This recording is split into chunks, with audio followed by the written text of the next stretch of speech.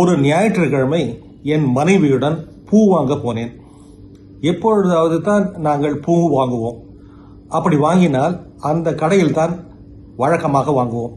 நாங்கள் கடைக்கு சென்ற பொழுது இன்னொருவரும் வந்திருந்தார். அவர் முகத்தில் களைப்பு தெரிந்தது. கையில் ஒரு குழந்தையும் வைத்திருந்தார். அந்த குழந்தை பூக்களை அளந்து போட கைகளை நீட்டிக்கொண்டே இருந்தது. கடைக்காரர் எங்களை பார்த்ததும் உடனே அருகே வந்தார். சார், நாங்க வீட்டுக்கே டெலிவரி பண்றோம் என்றார். நான் வீடு கொஞ்சம் தூரம் அதிகம் என்றேன். அவர் என் மனைவியை பார்த்து, நீ சொல்ற நேரத்தை விட சீக்கிரமாவே கொடுத்து விடுறோம் என்றார். எனக்கு அவர் கிண்டல் செய்வது போல் தெரிந்தது.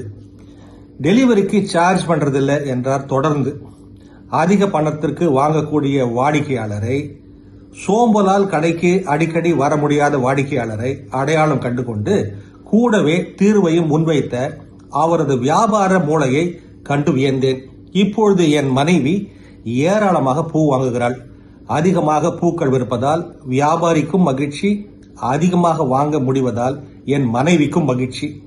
ஒரு பிரச்சனை முடிந்து விட்டதால் எனக்கு மிகவும் மகிழ்ச்சி. புனித் குப்தா தன் அனுபவத்தை இப்படி பகிர்ந்து கொள்கிறார்.